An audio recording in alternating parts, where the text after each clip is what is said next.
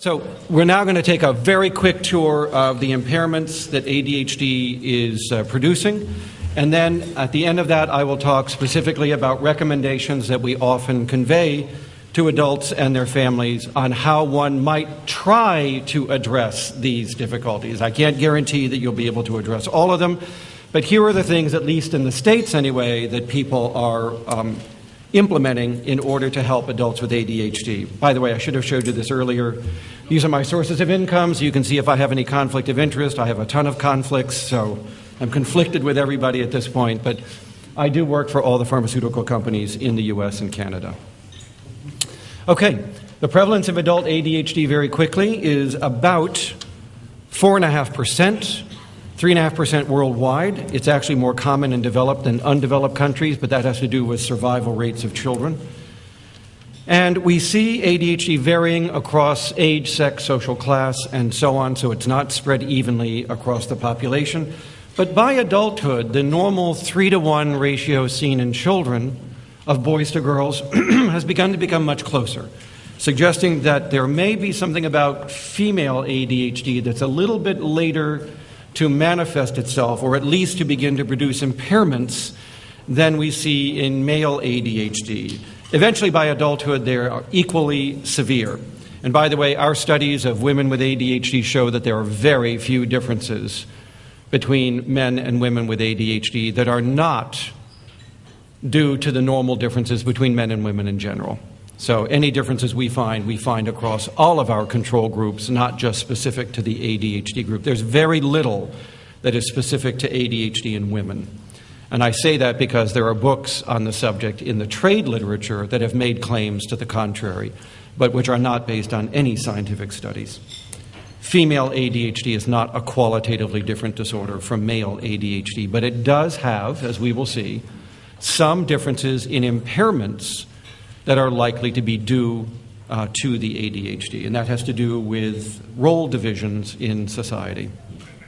Now, we do know that only 1 in 10 adults with ADHD in the U.S. is currently diagnosed and treated, whereas it's 6 in 10 children are diagnosed and treated. So we've done a much better job with public mental health in the child psychiatry area, whereas only recently, as all of you know, has adult ADHD actually even been put on the radar screen of adult public mental health. And still there are many adult psychiatrists and psychologists who still do not understand that adult ADHD is in fact a valid disorder that needs to be diagnosed and treated.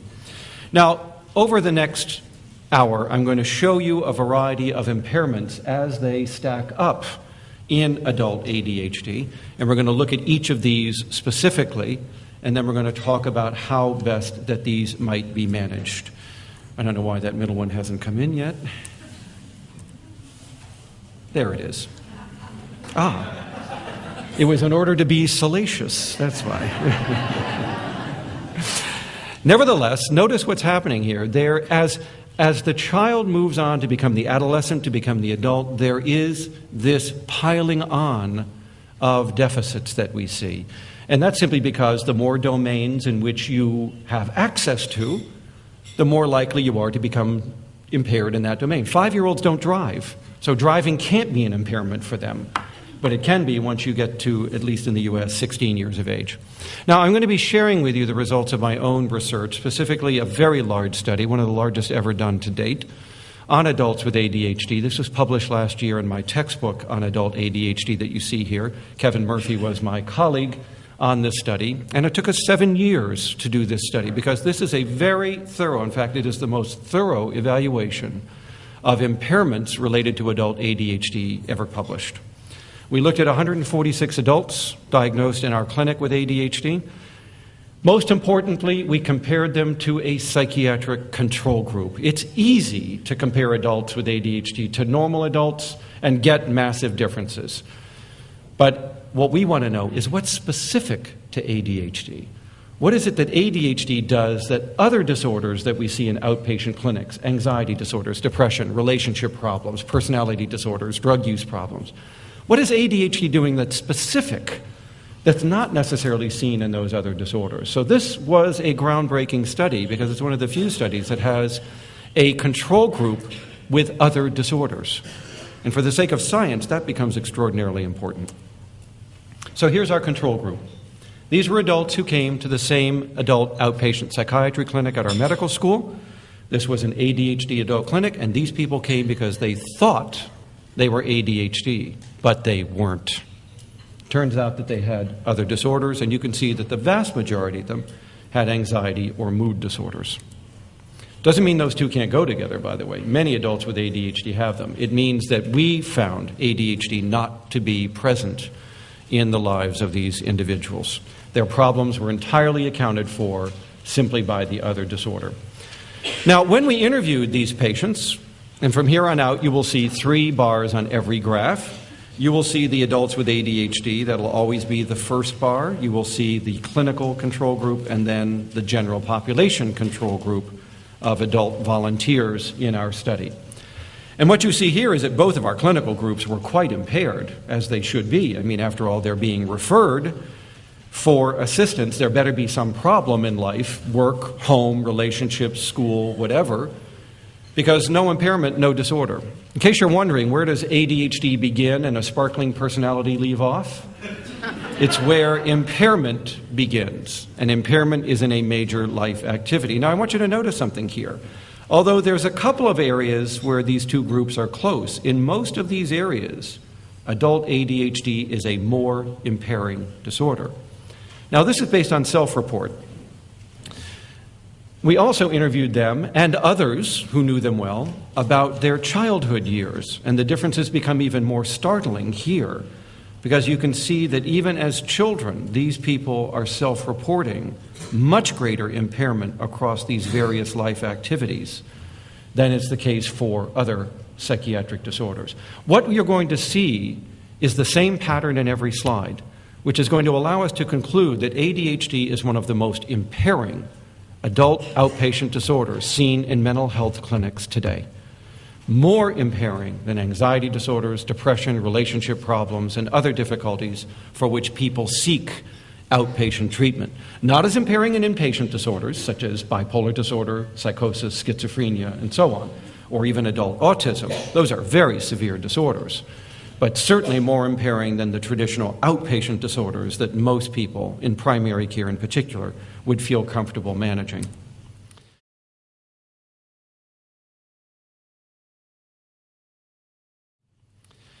We looked at the educational histories of these individuals. In fact, we even got their transcripts through high school, and those who attempted college, we got their college transcripts with their permission.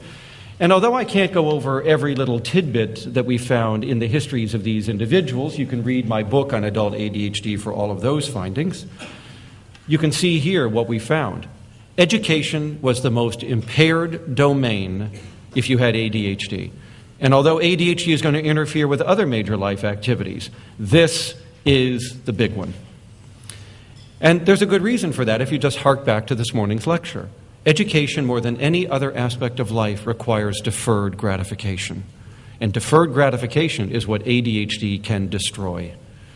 So no surprise, it would be the area of life that most taxes delay of gratification, that people with ADHD would find themselves to be the most impaired. And you can see here that it was a substantial percentage of patients had experienced these various outcomes.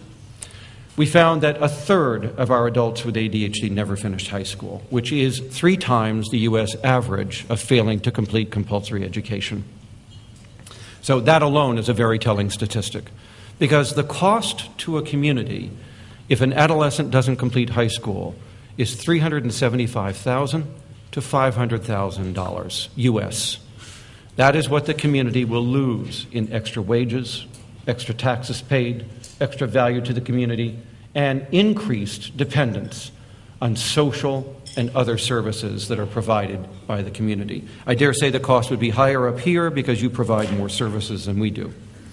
Now, when we look at the school as well as the work domain specifically, and we interviewed our adults, right, we found that in the work and school environments, the inattentive executive deficits were far more impairing in those domains than was the impulsive and the hyperactive deficits. We did find, however, that the emotional impulsiveness, however, was quite specific in predicting how many jobs you would be fired from in your life. So that your executive deficits are determining how poorly you might be doing your job, but your emotional impulsiveness is going to predict whether you get fired. So the two symptom dimensions of ADHD have somewhat different correlates over time and predict different risks and outcomes. But mainly in school and in work, it's the executive deficits, as you see here, that are resulting in a number of complaints that our adults with ADHD voice to us about how they were suffering in the workplace, and especially the impulsive decision-making. Now, there were additional concerns as well, difficulties following directions, frequently changing jobs out of boredom, usually with no other job to go to. They just up and quit, right? I just didn't feel like working today, so I told my boss to shove it, and now I'm home, all right? Now what do I do? Okay, it's very, very common to see this inability to bridge this. Okay, I don't like this job, but maybe I should have another one lined up before I finally tell my boss what I think of him. Several studies, my own included now, but especially the New York longitudinal studies, are showing a massive drift to self-employment by age 30 and up. Now, this could be explained by two possible reasons, and they're not mutually exclusive. It could be an adverse outcome. Individuals with ADHD find it difficult to sustain employment when they work for other people. So what's left? They self-select into self-employment.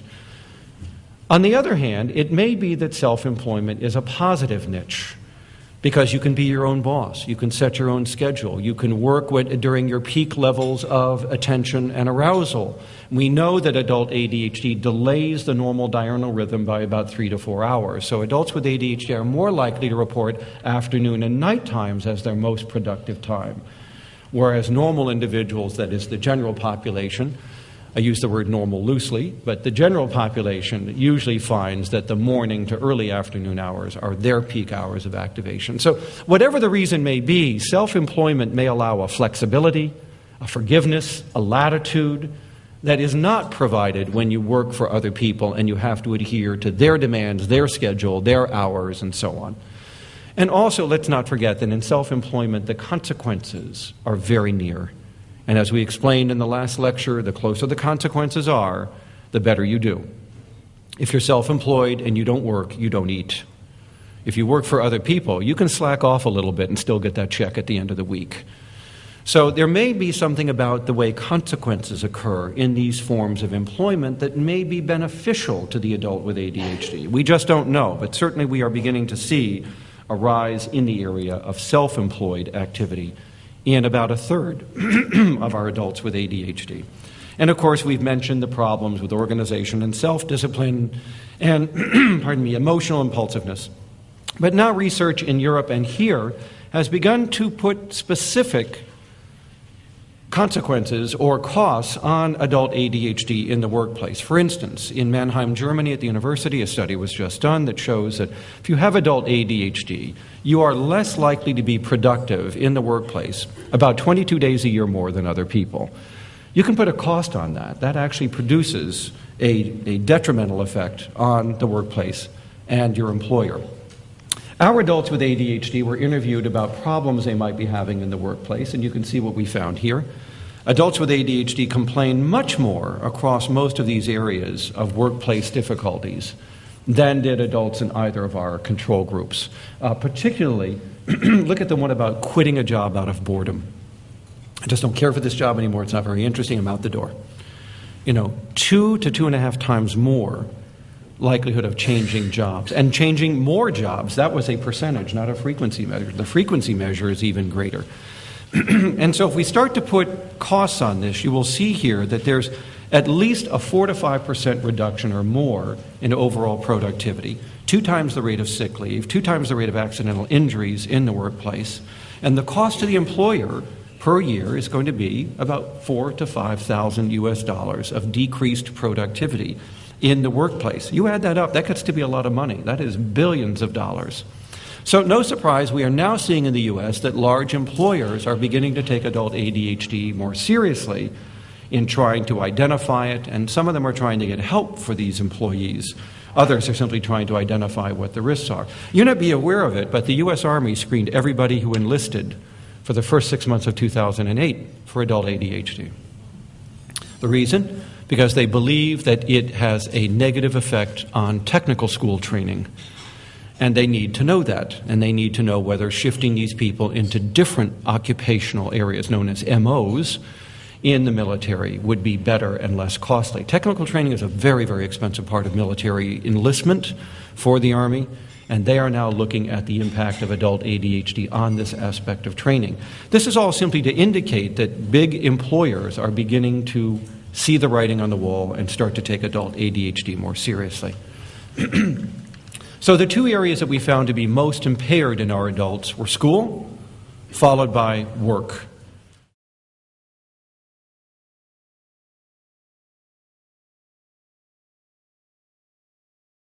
So the two areas that we found to be most impaired in our adults were school, followed by work. The third domain was interpersonal. And you can see here the kinds of complaints we got in interviewing our adults with ADHD. And notice that these adults are aware that this may be happening in their relationships, but find it very difficult to inhibit this behavior anyway. So that they may be very sincere when they say, I really will try harder, I'll try not to say things off the cuff, I'll try not to say offensive things, and then find that they do it anyway, because of the inhibitory deficit that you see here. And as we've talked about problems with verbal eloquence, if you will, with getting to the point, with being able to explain things, the inability to regulate emotion. By the way, the most impairing deficit out of all of these in terms of its social impact is the emotional one. People forgive distractibility. They forgive verbiage. They will forgive impulsive decision-making. They will not forgive anger. And so we found the single best predictor, both in our children and our adults, of friendship problems, marital difficulties, and dating problems was the emotional aspect of the disorder, not the cognitive or executive aspect of the disorder. So something to keep in mind, because we, I think, undervalue the importance of emotion in ADHD, as I taught yesterday. It's a very important piece of the ADHD puzzle, because it brings with it its own impairments and its own risks, independent of the working memory and executive problems. And you can see here the difficulties with following through on promises and commitments. I was interviewing a young man once, and he said, I can't tell you how many dates I have lost because of my inability to deal with time. I would make a date to meet a young woman in front of the movie theater at 8 o'clock on a Friday night. And this was someone I was really interested in, and she seemed to reciprocate that interest, and it looked like this might go somewhere. And then I forgot when 8 o'clock was. And on Friday night at 8 o'clock, this woman is standing alone in front of a theater, waiting for someone who promised her a date. People don't forgive that. It doesn't matter what you say happened. And you can say, I have ADHD, I lost track of time, I didn't build in the time it would take me to get across town, I wasn't thinking about the weather or the traffic or the density or the fact that parking was going to be a problem because other people are coming to this megaplex. Doesn't matter what your excuses are. The date's over. It is very unlikely you would be given a second chance. People interpret this lack of timeliness as a moral failing or as a lack of interest in the other person. And it's very hard for them to forgive that kind of social slight. So you can begin to see the kind of things that are affecting the social quality, the social life of these individuals. I probably don't need to tell you these things. Other things we heard from our adults, as you see here, was the talking too much, too loudly, and not listening to other people's side of the conversation.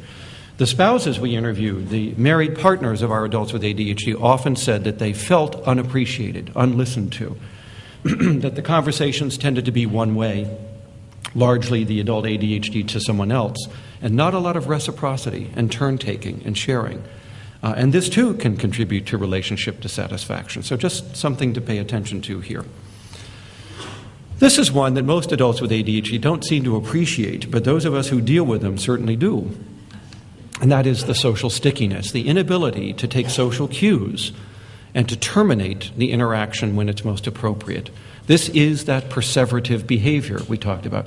You may find a conversation with somebody very interesting, and you may continue it on and on, but the person is giving you a lot of not so subtle cues that we need to wrap this up and I need to get on with this. But instead, the conversation just continues. And I've had adults follow me out of conference rooms all the way into the parking lot, not realizing I got to get to my plane, you know. It's all very innocent enough, but it can add to the social difficulties of individuals with this disorder.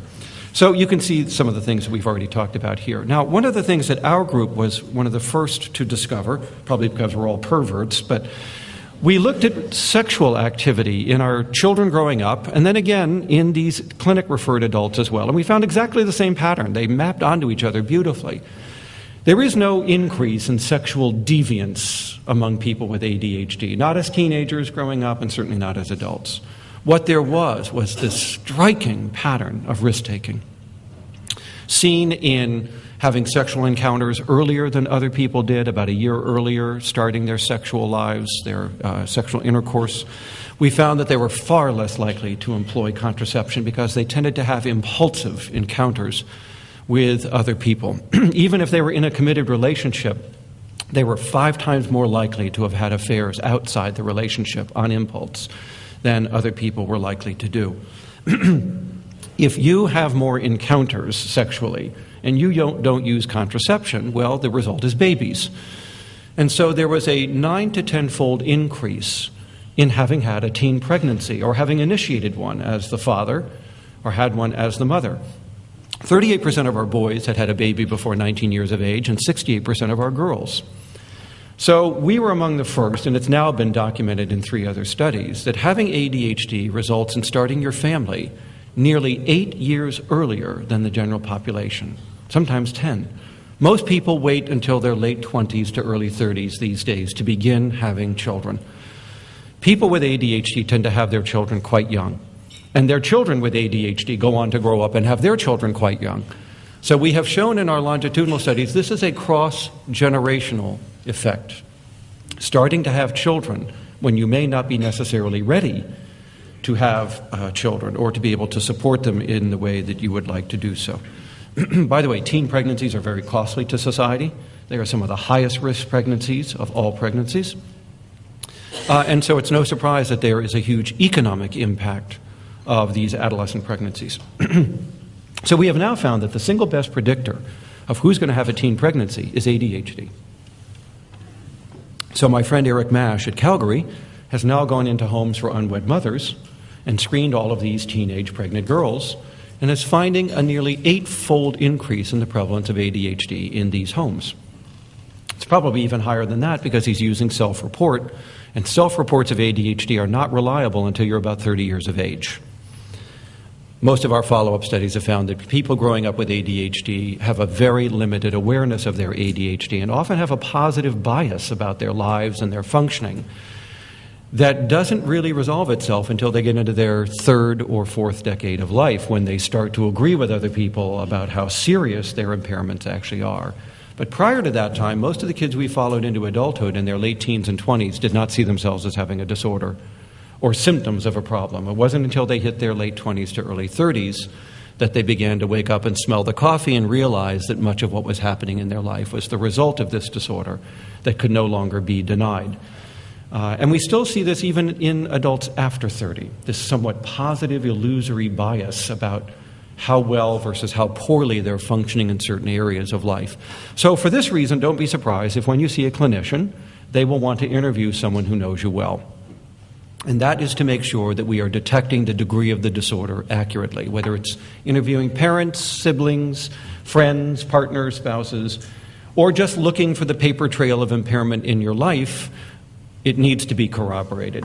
And we teach that now as part of our teaching clinicians about assessing adults with ADHD. You always corroborate their reports, because the tendency isn't for malingering and over-reporting. The tendency is for under-reporting of symptoms and impairments, and you don't want to be dismissing the disorder when it's really there. Now, there is one exception to the rule, and that is college students. 1 in 4 college students in the U.S., and also here in Canada, seeking accommodations in the university around exams and other aspects of college life is malingering.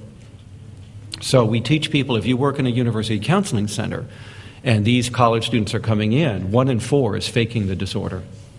to get the Vyvanse, to get the Adderall, to get the Ritalin, to get the Concerta, to get the accommodations, the extra time, and all the other things that, at least in the U.S., university students are eligible for under the Americans with Disabilities Act. So we teach people that there is a very special area where malingering seems to be at its highest, and that is on the college campus. Driving is an area that has been well studied in adult ADHD, probably better than any other domain, believe it or not. We have more research on driving than any other.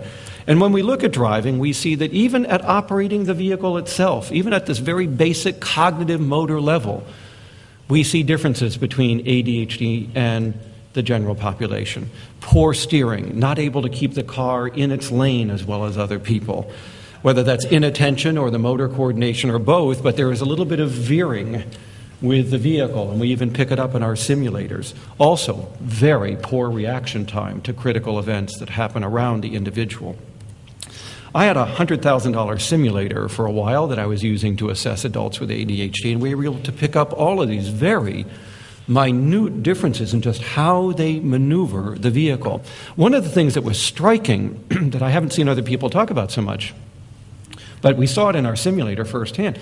We would start to throw critical events. I could sit at a computer and I could start to create hazards around you while you're driving in our simulated Ford Victoria, Crown Victoria. And what we found is that when a critical event happened, the general population slows down and allows the event to play out in front of them so that they can deal with it.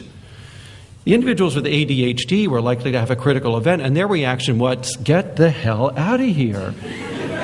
And so they would speed up and drive around it and pass it. Or there'd be a guy coming onto the side ramp, and instead of moving over, slowing down, and waving him in so you can take charge of this situation, they're racing the guy, right? Oh, you think you're getting in here, do you, buddy? On the speedometer, there he goes. And the two of them are fighting to let this guy in on the 401 or whatever your freeway is out here.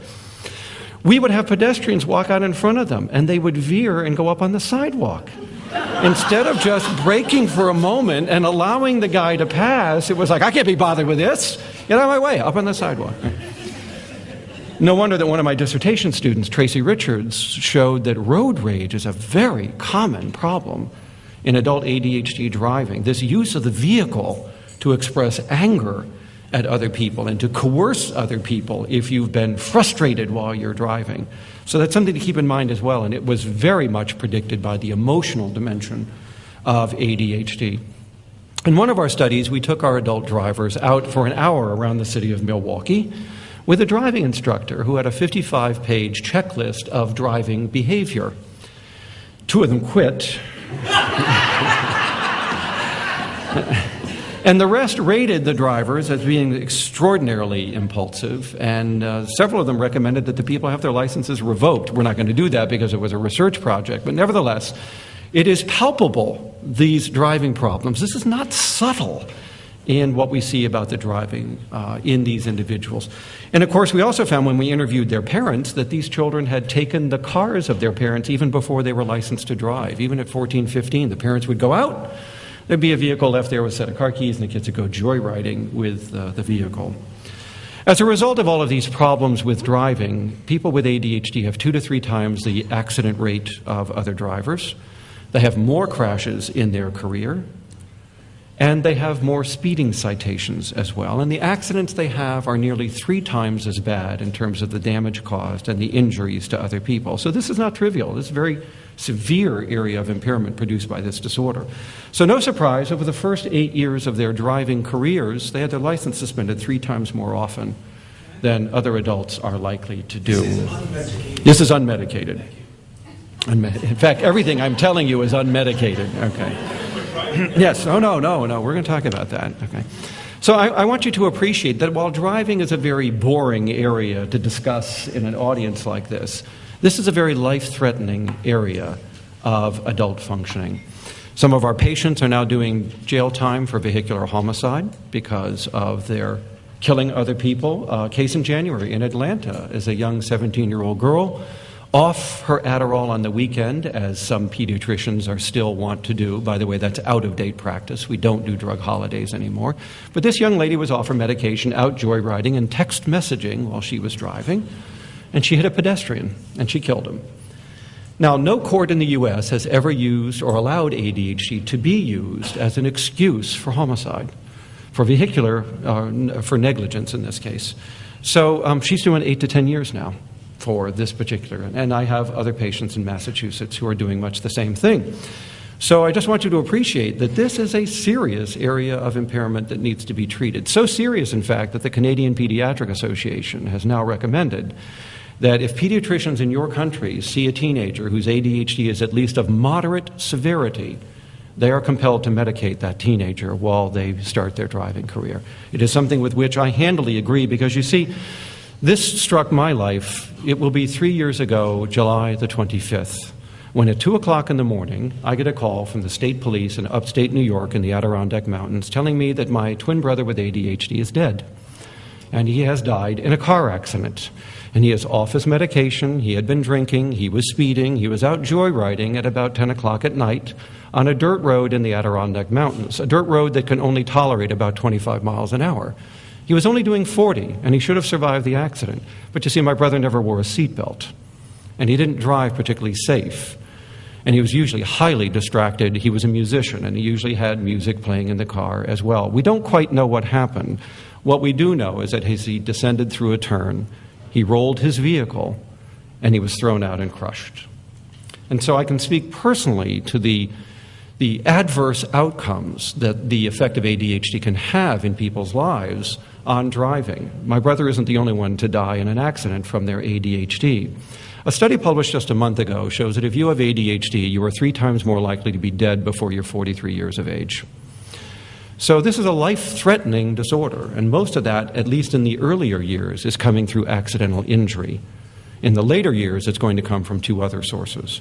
But suffice to say, I very personally now believe that people with ADHD need to be treated when they drive. And I hope you take it seriously as well. You can see here the results of our study at UMass. Once again, the adults with ADHD not only are more likely to experience a driving problem, but to do so much more often. It's the frequency. Everybody has an accident, including a little fender bender, but they don't have as many, and their accidents aren't as severe, and they don't encounter speeding tickets anywhere near the degree that other people do. By the way, parking is another frequent violation. Do you know why? Because you're too impatient to find a parking spot. So you double park a lot. So when you're getting your dry cleaning, when you just want to run in and get a carton of milk or whatever, if there's no spot there, well, you make your own. And then you get ticketed for doing so. So that was the second biggest area other than speeding and associated crashes. Many studies, including my own, have found children with ADHD as they grow up to participate in a variety of antisocial activities. The Satterfield studies were among the first to show this. It's been found in every longitudinal study. Now, I do want to emphasize that most of this activity is predicted by the onset of conduct disorder in the adolescent years, so that ADHD alone is not as likely to predispose to these activities as ADHD is with conduct disorder. But even allowing for that, the subset of kids who go on to become raging delinquents in the community, we did find there was a subset of antisocial activity that ADHD alone was sufficient to predispose to. And that was using drugs, possessing drugs, selling drugs, and stealing to get the drugs or the money they needed for their substance use problems.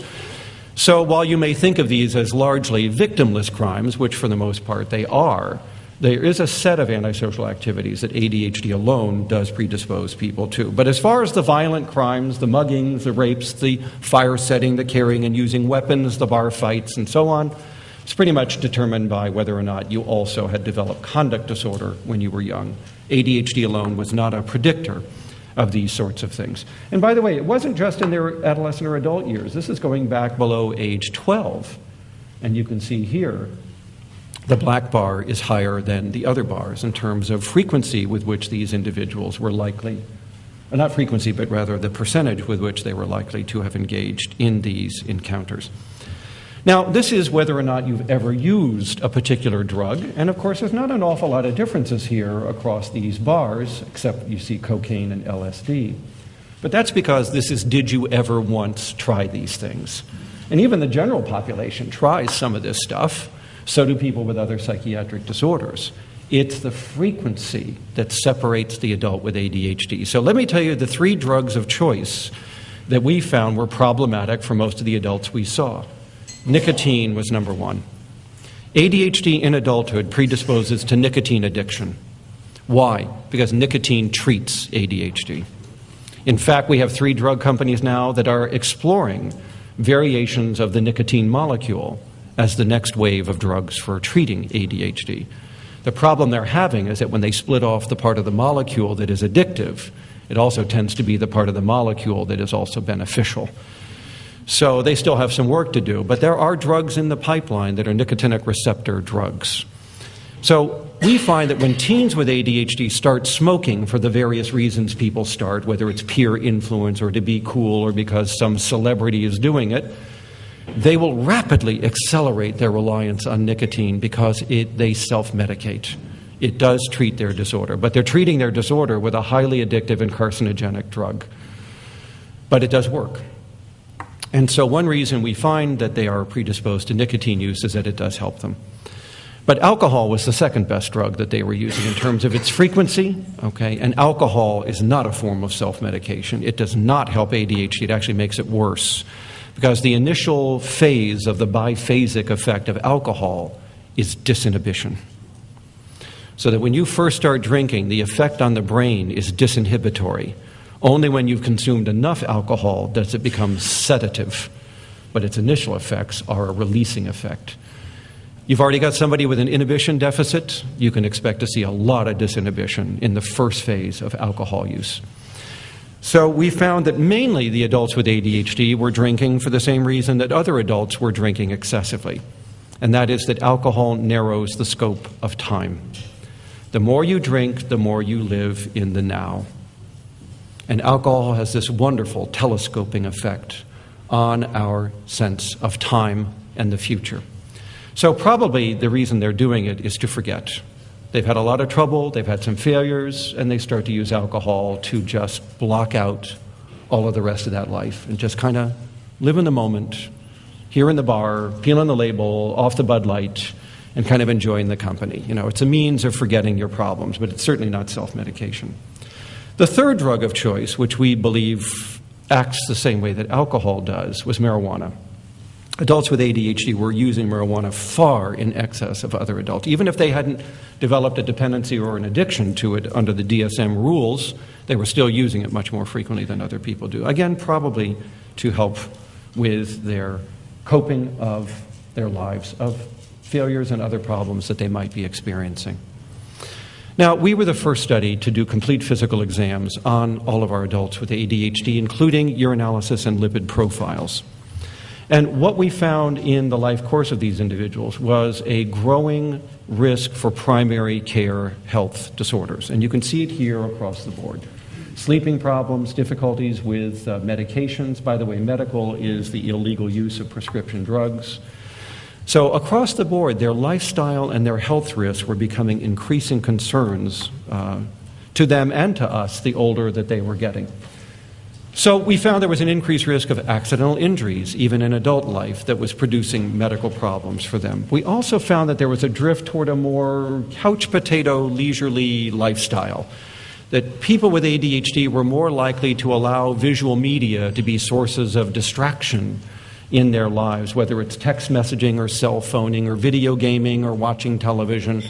They were more likely to be doing those things than other people do, and they were less likely to be engaged in advanced education, reading for pleasure, self-improvement, exercising, the other things for which we usually believe self-discipline is going to be required. So if you were in primary care and I described that lifestyle to you, there would be things that you might predict as a consequence of that. One of them is obesity, and that's what we found. As we followed our kids into adulthood and as we studied the adults who came to our clinic, we found that there was a growing risk for increased body mass index and frank obesity.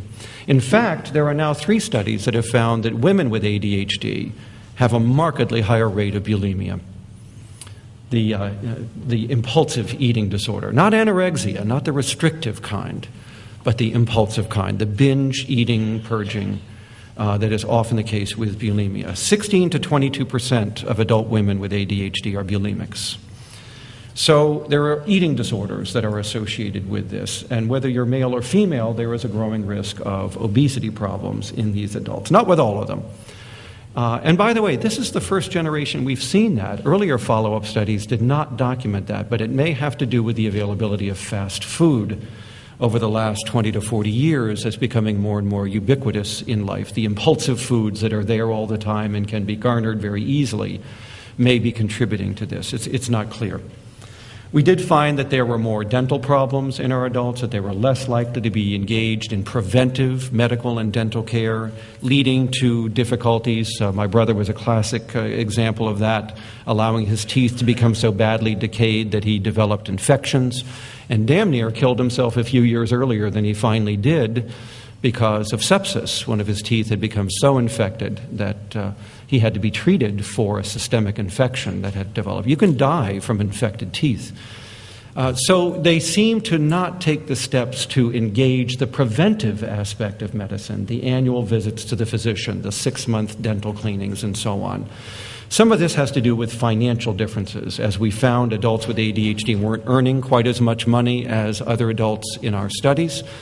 But some of it also has to do with the forethought, the foresightedness that is required in order to use preventive medical and dental care. We found extraordinary money problems among our adults, as you will see here, particularly in these areas. Many of them weren't saving anything for retirement, found it difficult to save at all for anything. Impulse buying with credit cards was a major problem for some of our adults. Having their utilities shut off for non-payments, very common story in the history of the adults that we saw.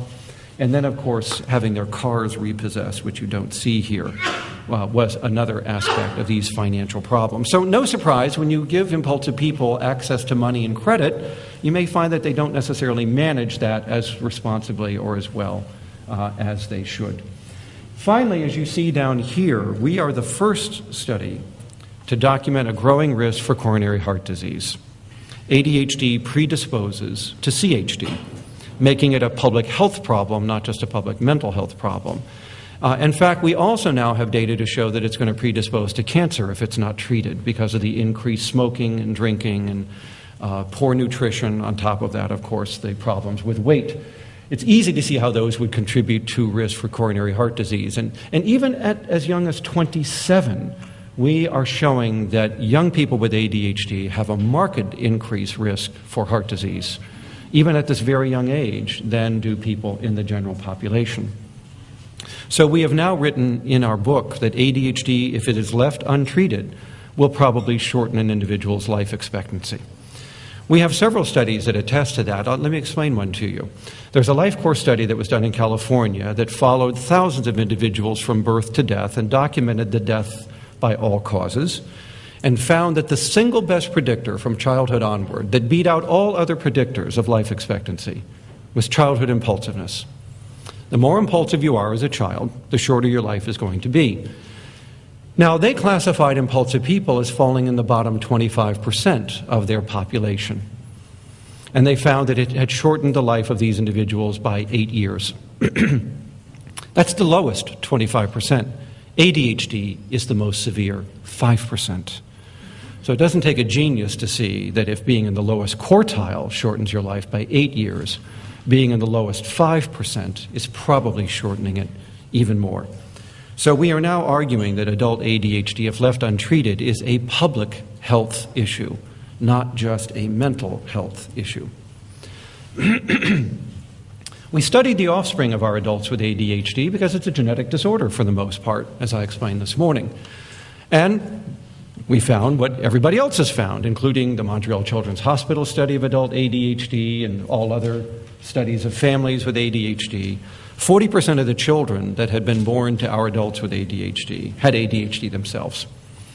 By the way, the next highest disorder besides ADHD was oppositional disorder. Whether the children had ADHD or not, ODD was likely to be there in nearly half of the children born to adults with ADHD. Now, why might that be? Because part of the risk for oppositional disorder is disrupted parenting.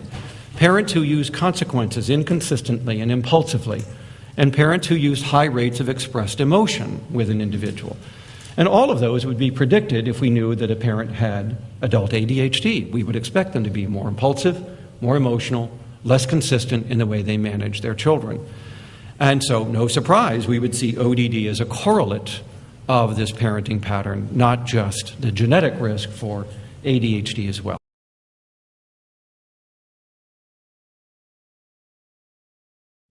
So let me summarize the differences that we found between ADHD and other outpatient disorders. ADHD is more severe in terms of its symptoms and the impact of those symptoms. ADHD is a more chronic disorder and unremitting. Most other outpatient disorders are episodic, including anxiety disorders, depression, and so on. We found that ADHD produced more severe impairments. Whatever domain you looked at, the adults with ADHD were more impaired in that domain than were adults with other disorders. There were more impairments in the adults with ADHD. If you counted up the number of different domains that ADHD interfered with, it was more than in any other group of our outpatient control group. The most adverse effects, as I've already said, were in education, followed by work, followed by social relationships and finances in adult life. Some of the outcomes, as we've explained, are life-threatening. Others are going to have an impact overall on the health and well-being of these individuals. We did find that adults with ADHD turned out to be more responsive to our treatments than were these other disorders. So that adult ADHD is actually a more treatable disorder than our anxiety disorders and depression. But we also found that having adult ADHD and not treating it is very costly to the patient, to their families, to society that has to pick up the costs, these indirect costs. So I didn't go through all of this to depress you. I went through all of this to impress you that this is a very serious disorder. This is not some trivial little fly-by-night disorder. And also to emphasize something that I don't think is emphasized enough, especially by other advocates, ADHD is no gift. There is no evidence in any research on any of hundreds of measures that we have taken that show that ADHD predisposes to anything positive in human life. Now, let's be clear. ADHD is but a small set of the hundreds of psychological abilities that people will have. And many people may be gifted and talented in various aspects of these other human abilities, but never attribute that giftedness or that success to the ADHD itself. There is a profound tendency in the U.S. right now for advocates to roll everything about a patient under the tent of their ADHD and to use it to account for everything. So that Michael Phelps won 8 gold medal Olympics because he was ADHD. And the owner of JetBlue is a successful entrepreneur running an airline because of his ADHD. And Howie Mandel on Deal or No Deal is a successful comic turned game show host because of his ADHD.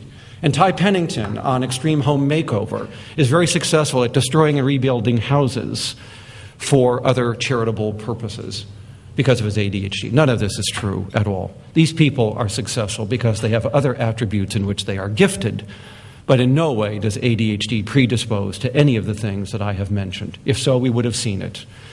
So I want people to understand that while people may be gifted and talented and successful in spite of their ADHD, it is not because of their ADHD. The ADHD itself may in fact make you less effective than what other people who have equally talented areas in those human abilities. We don't know. Nobody's done that comparison. But it's going to be very hard for society to take you all seriously if you continue to trumpet this disorder as a gift. There is no way that we can go to Ottawa and walk the halls of Parliament arguing for accommodations, entitlements, funding of ADHD medications on the one hand, while rah-rah cheering ADHD as this wonderful giftedness that we have and you don't. They are antithetical to each other, and it doesn't work. And it's a lie. So let's stop deceiving people about this. This is a real disorder. It's a very serious disorder. But it doesn't mean you may not be talented in many other areas of life, and that you can use those areas of talent to compensate for the disadvantages that ADHD may be producing. But success is not attributable to ADHD, not in any of the hundreds of studies that have been done to date. So I'm asking for clarification on this issue. I'm not saying that people can't succeed with this disorder, but it won't be their ADHD that caused that. So what do we need to do? The first thing that we need to do to address these issues is to make sure that adults with ADHD are extraordinarily well informed about the nature of their disorder and the risks that go with it. And so that means reading, learning, going on the internet, and making yourself an expert on the disorder, its causes, its impairments. You've done that merely by attending this weekend. You've gotten a lot of information about these issues. But continue to make yourself an expert so that you stay abreast of the developments in this field. And also of the things that do and don't work. We know things that don't work. We know that dietary manipulation is not very useful. We know that getting your skull massaged by a chiropractor is not useful. That acupuncture is not useful for this disorder at this time. And other such things like sensory integration training and so on. There are many treatments that we can use, and we're going through them in just a moment. But there are things that you should steer clear of, magnetic mattresses being among them. You should adopt a chronic disability perspective for the disorder, very much like diabetes, as I argued this morning, the reasons being very obvious. This is a neurobiological disorder. Now, one of the first things that Kevin Murphy and I have learned to do with our adults is, after going over all of this can be rather depressing, can it not? And so the next thing we do is to try to instill hope in our patients as well. And we do so by explaining to you that you have the most treatable disorder in all of psychiatry. There is no disorder in the mental health profession that has as many treatments, that normalize as many people, that have the highest percentage of responders to treatment, and produces the greatest improvement in symptomatic relief as this disorder. Not one. Not bipolar, not depression, not anxiety, not schizophrenia, not mood disorders, none. Those other disorders wish they had the available treatments that we have in North America for managing this disorder. Our problem is not effective treatment. Our problem is public awareness of this disorder. When only 1 in 10 people get access to care and get treated for the most treatable disorder in psychiatry, that's the problem. But the treatments we have work, and they work for most people, and they work very well. That's not to say that they solve all the problems. So one of the first things that we instill in our people is you need to get treatment because you have a very treatable, manageable disorder. Now, we also find when we meet with our adults with ADHD that this diagnosis and this history of impairments usually brings with it a mild grief response. Sometimes it's not so mild, by the way. Sometimes the anger and the grieving and the depression are quite extreme and require separate counseling sessions in their own right. We have had adults with ADHD become extraordinarily angry about how could earlier professionals have missed this diagnosis, and the regrets they have about the failures that are now irreparable. The marriage is lost, the college degree never attained, the friendships that were lost, the accidents that they had, maybe the injuries. You can't make up for that. Even though you may get diagnosed at 35 or 40 years of age, there's 40 years there of irreparable harms that have mounted up. So it's no surprise that some of our adults are angry or depressed about not having been treated earlier when it might have made a difference in changing their life course. So we will spend some time with these adults, speaking with them about these feelings and helping them unearth them and cope with them, but moving them on to the end stage of a grief reaction, which is acceptance. So that's where we want you, because you won't engage treatment if you haven't aggrieved and accepted your disorder. Now, we also, as I've said, want our adults with ADHD to understand what is attributable to ADHD and what may be due to other disorders. Over 80% of adults with ADHD have a second disorder, and over 55% have a third disorder. So the most common pattern is for adults with ADHD to have 3 disorders. And all of them are going to need to be treated, because treating the ADHD won't get rid of the other 2. By the way, the other 2 that are most common, apart from the learning disabilities that had to do with school, are anxiety and dysthymia, which is a mild form of major depression. The risk for depression is there, but it's really more anxiety disorders. In fact, we were the first longitudinal study to show that the longer your ADHD went untreated, the greater the likelihood it was going to link up with an anxiety disorder over time.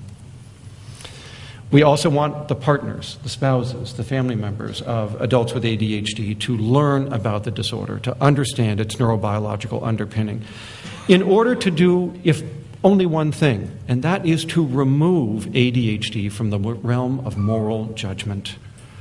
Because that is how most relatives and family members view this undiagnosed patient, as a character flaw, as a personality deficit, and as a moral failing. You could be different if you wanted to be. It's merely a choice that you're making.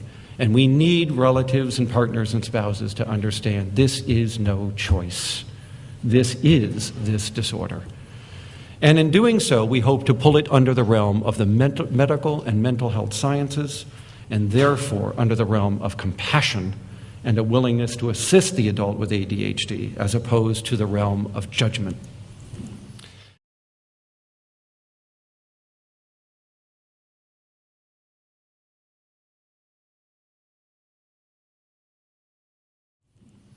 Now, there are many medications that are out there to help ADHD. I'll describe the ones in the U.S. You have most, though not all of these. Certainly, the stimulants remain drugs of choice for most ADHD adults, though the non-stimulants can also be quite beneficial for subsets of adults with ADHD. The developments, as I explained yesterday, in our field over the last decade have been in delivery systems. We don't have new stimulants. What we have is new ways of keeping these medicines in the bloodstream for hours longer than was originally the case with the immediate release pills that were on the market. So now what do we have available? We have the pump, Concerta, which is a little miniature pump that squeezes out liquid Ritalin for about 8 to 10 hours after you swallow it. How cool is that? That is a neat little osmotic pump.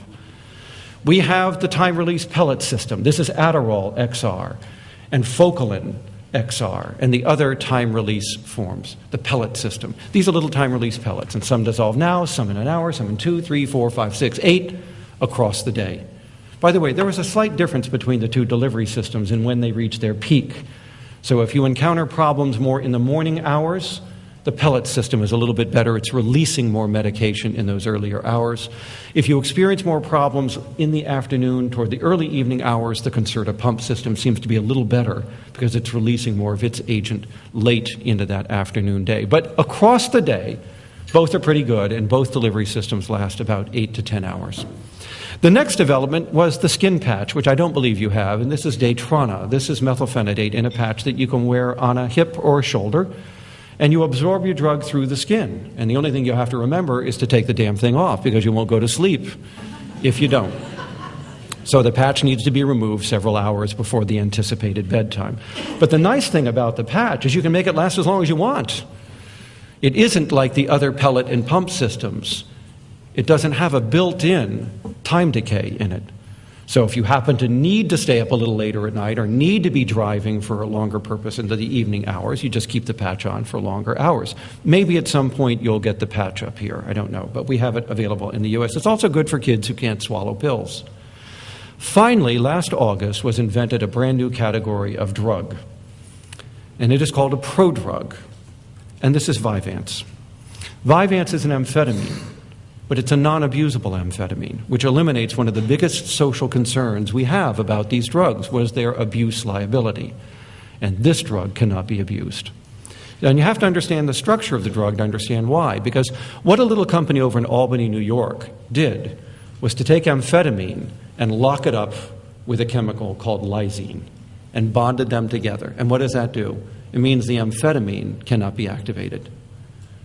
Now, when you swallow this tablet of Vyvanse, what's going to happen is there's an enzyme in your intestine, and especially in your bloodstream, that is going to strip off the lysine. And that leaves the amphetamine to be activated. So this is an amphetamine that can only be activated in the human gut and bloodstream, and nowhere else. Not in your nose. You can't snort it. You can't crush it. You can't inhale it like cocaine. It only activates in the gut and when it's absorbed through the intestinal lining into the blood. And then the amphetamine activates. So this eliminates one of the criticisms of amphetamine, that they have abuse liability. This one doesn't. The neat thing about this, only discovered after Shire bought the rights to this drug from the small biotech company, is that this lasts for 2 hours longer than the other delivery systems. This is about a 12-hour delivery system. There are some advantages to Vyvanse, and I expect you'll have this drug up here within a year or so, over Adderall. Adderall is the competing drug, and it's manufactured by the same company, Shire. But the advantage to Vyvanse is it's much softer in its onset and its offset during the day. Whereas Adderall has a very rapid onset. People can feel it. In fact, some people get TMJ. They're clenching their teeth. You have this tension that comes with the rapid onset of an amphetamine. So there may be some differences in side effect profiles with that drug. The next drug we have is the first drug actually that was approved in the U.S. for adult ADHD, and that's Strattera. Strattera is not an amphetamine. It's not a stimulant. It's not classified as an abusable drug. It's a norepinephrine reuptake inhibitor. Now, the advantage to Strattera is it can be used in instances where stimulants may actually worsen people's comorbidities, anxiety, tics, OCD, insomnia, and other difficulties that stimulants may have the potential to worsen. Strattera does not worsen those problems. In fact, Strattera is a very effective anti-anxiety drug, as effective as any other drug we use for anxiety management. So one advantage it might have in the subset of patients who have anxiety is that it might manage both disorders. The disadvantage to Strattera is that it takes 3 to 4 weeks to titrate it up. You have to use it very gradually, because if you take it up too quickly, people get sedated and nauseous. And to avoid that happening, you have to adjust it very slowly. So that's a disadvantage, because if you need to treat the disorder yesterday, the stimulants are a much better option. But if you have time and you can be patient, Strattera is a very good drug. The second disadvantage is that it doesn't work quite as effectively in terms of the degree of improvement you get is a little bit less than what you would get with a stimulant. It still works for 3/4 of the people who take it, but the degree of change is not quite as much. The upside, however, is that we don't see as much emotional blunting as we saw with the stimulants. About 1 in 5 children, and even some adults, report to us that their emotions are quelled by the stimulants, that they seem to have a very blunted range of emotion or affect. And they don't like that feeling. And parents often refer to their children as sort of robot-like automatons. And Strattera doesn't seem to have that disadvantage. This hasn't been studied. These are just clinical reports. So there's another drug here that might be advantageous for some types of ADHD with certain comorbidities. Now, lately, we've been studying the antihypertensive drugs, which are clonidine and guanfacine. And although they're often used to treat high blood pressure, they do have positive benefits for ADHD as well. And so Shire has now been able to develop and will market this August in the U.S. an extended release form of guanfacine, and it will be called Intuniv.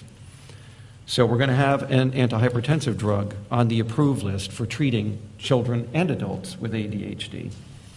And then, of course, we often argue that people should be started on the long-acting forms of these medicines right at the start to try to cover as much of the waking day as possible. And usually we find that even then they have to be supplemented with some of the immediate release drugs. So if you're taking Concerta or you're taking Adderall and you're only getting 8 or 9 hours out of that, but you've got a 16-hour day, we may recommend that an immediate release form of methylphenidate or amphetamine also be prescribed and used to fill that gap in time where you can't take a second form of the sustained release, not and get any sleep anyway. Ultimately, it's been our experience that unlike child ADHD, we're more likely to need to use several medications with adults with ADHD. And that is because the adults have high rates of comorbid disorders, anxiety and depression among them. These are not responsive to ADHD drugs. So medicating a person for ADHD doesn't touch their anxiety disorder, nor does it help their depression, unless, of course, you're using another drug to manage those. Or in the case of Strattera, which does have some anti-anxiety properties. Now, there are other treatments that have been developed in the last 2 years in the States that are psychosocial. We now know that contrary to what we learned about childhood ADHD, adults with ADHD do respond to cognitive behavioral therapy. And so now there are 2 treatment manuals on the market based on research that's been done at Harvard Med School and at the University of Pennsylvania by Safran and Ramsey, respectively. And you can find these at the addwarehouse.com or just by searching Amazon, and you will find that there are treatment manuals for working with adults. But you need to understand that in all of this research, the cognitive behavioral training around executive functioning, because that's what they target, is executive functioning, the working memory and the other deficits I spoke about this morning, that these are supplements to medication, that the patient needs to be on medication to benefit from the cognitive behavioral training, that if they're not on medication, they're highly unlikely to be responsive, much less to show up for their appointment.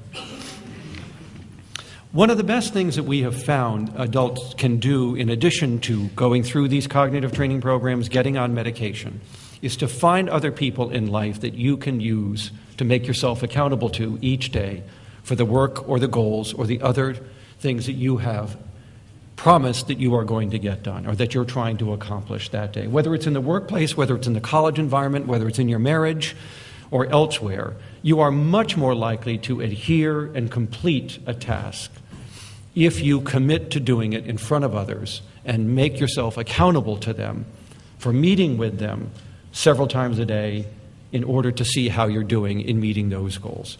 The coaching network was in fact developed to fill this gap, where if you don't have other people, significant others in your life, you can go to the coachingnetwork.com or other resources and link up with the people who are willing to do this kind of accountability, for a fee, of course, but nevertheless they are available. And Heidi, I don't know if you're in the room and whether CADAC or CADRA link up with these coaching systems or not, but certainly I'm sure a search of the web would find them here in Canada quite easily.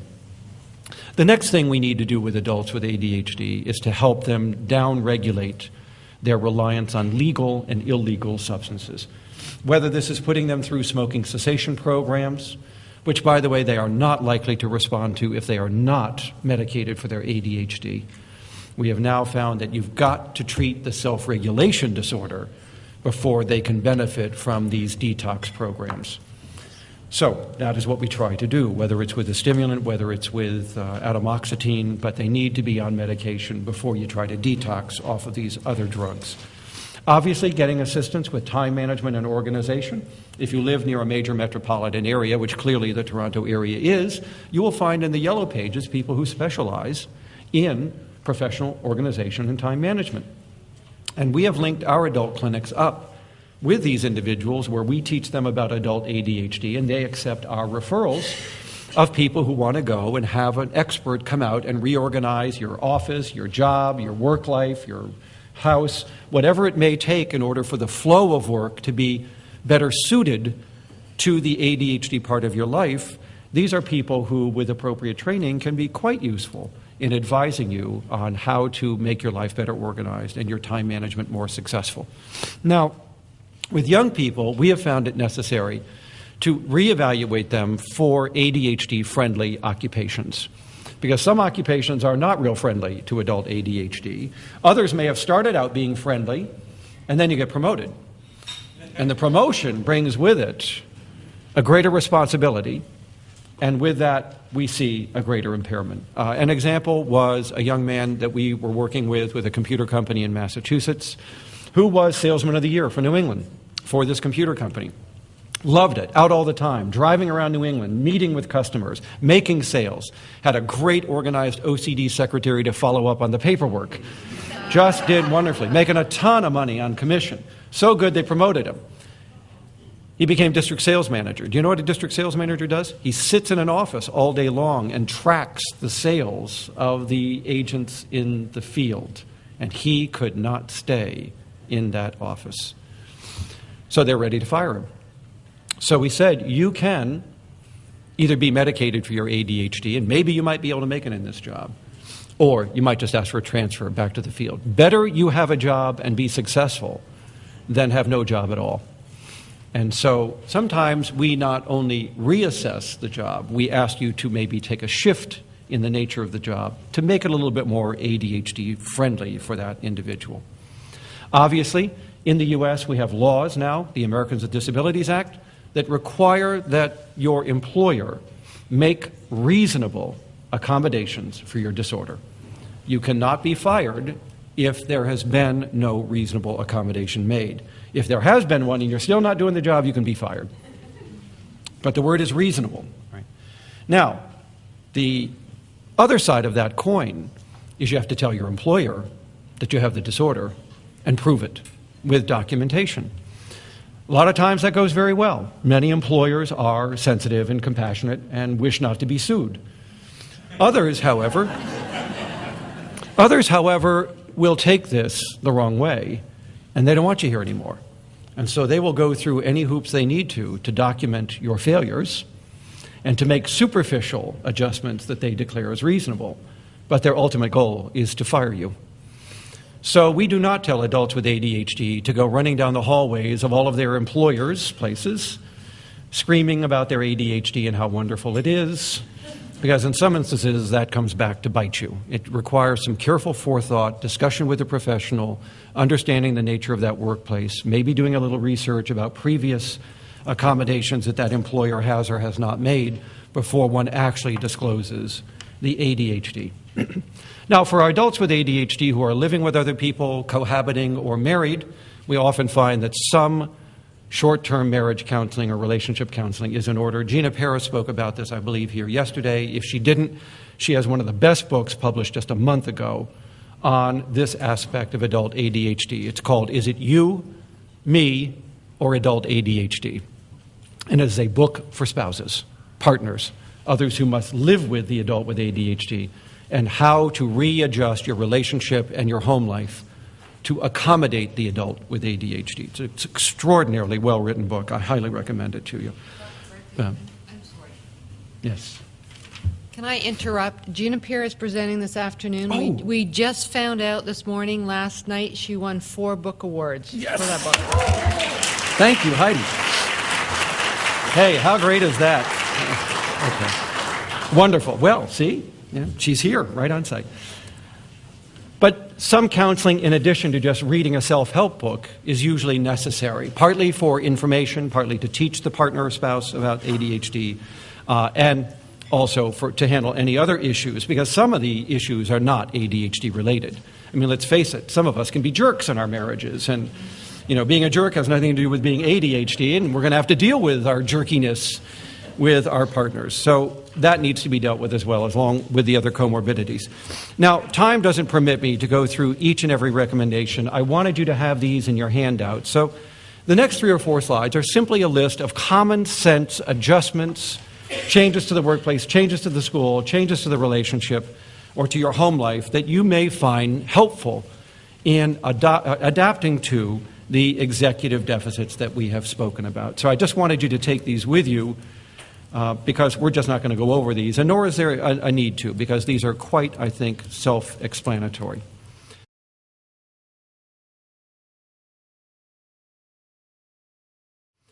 What I would like to do, however, is to draw your attention very quickly to what do you do if you're a parent with ADHD and you're in the role of childcare.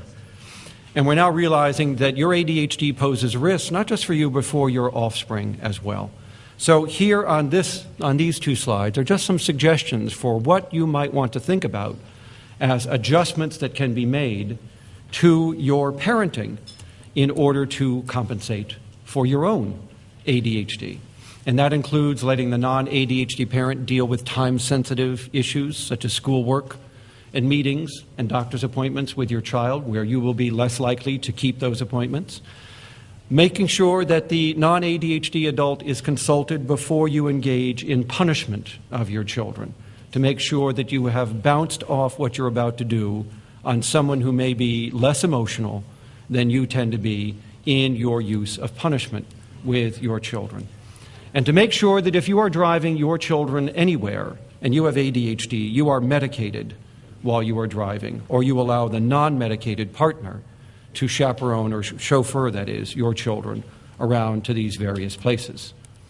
So, to conclude, as we've said, adult ADHD is a serious disorder. It's one of the more impairing outpatient disorders of which we are aware. There is no domain of adult life that this disorder may not have an adverse effect upon. But in contrast to all of that, it is the most treatable psychiatric disorder that we know of. So let me stop there, and I'll take a few questions, and then I know my car is here because they've just called me on my phone.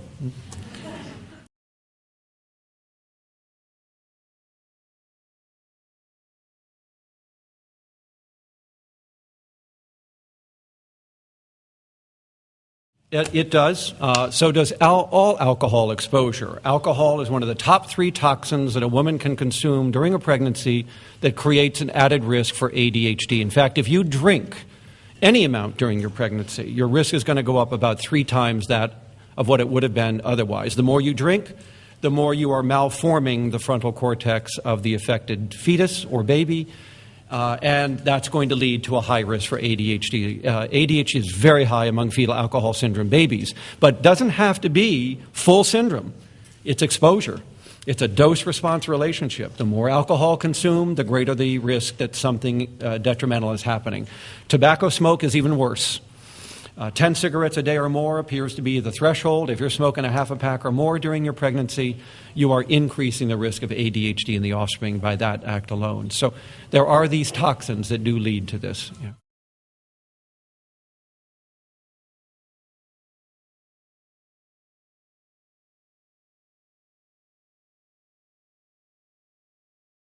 Yes, that is separate from inherited ADHD, and as I said at the beginning of this talk this morning, the acquired type, including the fetal alcohol type, is probably not quite as responsive to the medications as the genetic type of ADHD is going to be. And that's already been established in some studies of FAS kids.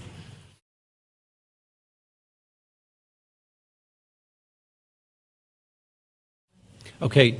Life consequences, what some people call natural consequences, what used to be called the Dreiker's approach to management, which is allowing nature to take its course and people would learn more from these natural events than they would from artificially arranged events, is a disaster for this disorder.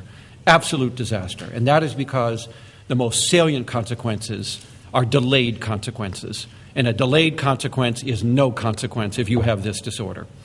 And so we tell people, absolutely not.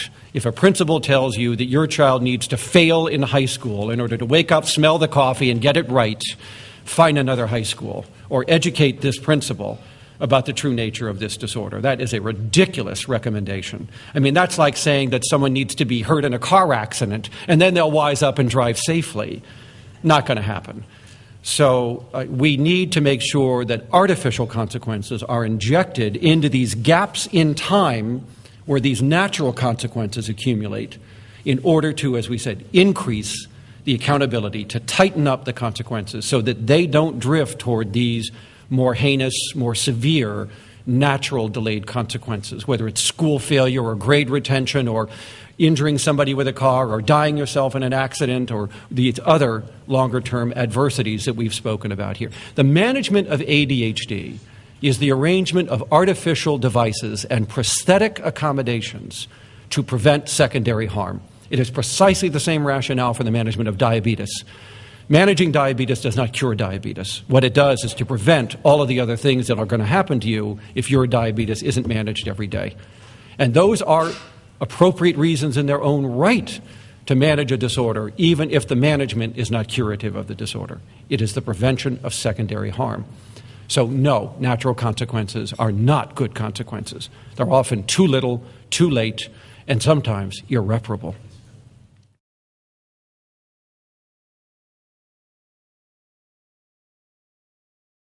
Great question. This is now being investigated, particularly at Yale, but also in Detroit at the Wayne State Medical School. I want you to, first of all, let's take the normal population. When we hit our late 50s to early 60s, everybody, men and women, will start to see a decline in the executive system, chiefly in the working memory aspects, not so much in the inhibitory aspects. But there will be a decline in working memory capacity. Now, women, it's a steeper, earlier decline because of hormonal influences on the frontal lobe. For some reason, this frontal cortex seems to be exquisitely sensitive to these hormones. And so alterations in the availability of these hormones seems to create a greater deficit in women than men. But both will suffer as a result of this. Now, that's the average general normal population is going to start complaining of forgetfulness, inattentiveness, unable to follow through, not remembering why you entered a room, what you're supposed to be doing. We're all going through that right now. But imagine if you had ADHD and now you hit 55 to 60. You don't have the same neural reserves that the general population has. You're already symptomatic before you get to 55. It's going to get worse, markedly worse. So consequently, we are seeing a rise in referrals of people in this age group asking if they have ADHD. Now, some of them are just going through normal aging, but what we're finding is some of them had subclinical ADHD for which they were able to sort of compensate until they hit their late 50s, and now they can't compensate anymore. And now they're becoming fully symptomatically raging ADHD in the later parts of their careers. So that at least is what we're seeing clinically. There is not a single published study yet on this issue, but grants have been funded based on this rationale that I just gave you, that if you already have an executive deficit and you hit the point where even normal individuals are losing working memory, you're in trouble.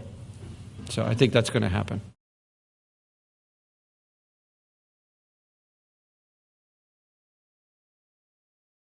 I am part of the DSM-5 work group, yes, but there are multiple levels of these committees. Each committee is charged with a certain aspect of the DSM-5. My work with DSM-5 has already been done, and that was to identify the issues, review the available research, answer the questions that could be answered, and then defer to data sets that were out there to try to address some of the new questions. And now the committee has been reformed with other people on the committee to give other people a chance to be involved in this as well. There is also an effort on the part of the American Psychiatric Association that as the work moves up to these higher level committees, that those people on those committees have very limited or no ties to the pharmaceutical industry.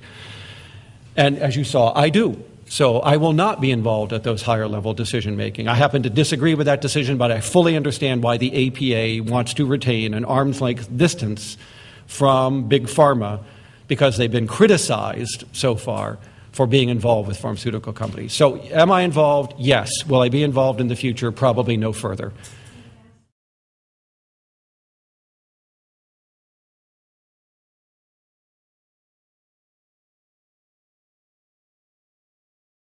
Well, I've written whole chapters on this subject, so I just don't have the time in a minute or two to go into all of the nuances and details. I will direct you to the second chapter of my adult ADHD book is a review of how we made the diagnoses of people coming into this research project and all of the issues that one needs to take into consideration. Or Michael Gordon and Kevin Murphy wrote a chapter on assessment of adult ADHD in my Handbook for Diagnosis and Treatment. It's a 2006 third edition. There's a beautiful chapter in there on the details of assessing adult ADHD. I would direct you to at least those two sources in order for you to walk through this, because although it's not rocket science, it does require a certain amount of information to make the diagnosis appropriately. Now, the DSM-5 committee has been informed of the results of our research and others showing that there was a better list of symptoms for detecting the adult stage of the disorder than the DSM-4 symptoms. The DSM-4 was designed for children. It was never tested with adults. And what we learned over the years is that it misses a third of all adult ADHD.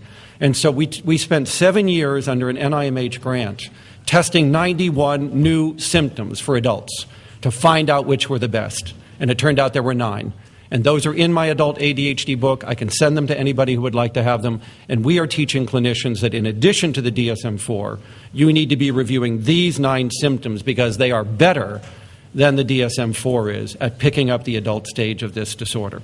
So to put it in a nutshell, you need to be using rating scales as a quick screen. If a person passes the screen on a rating scale for this disorder, they need to be seen for about a 3-hour interview where we're going to go over a history, life course, impairments, efforts to make accommodations for their ADHD, detecting comorbidity. It takes about 3 hours to do a careful evaluation.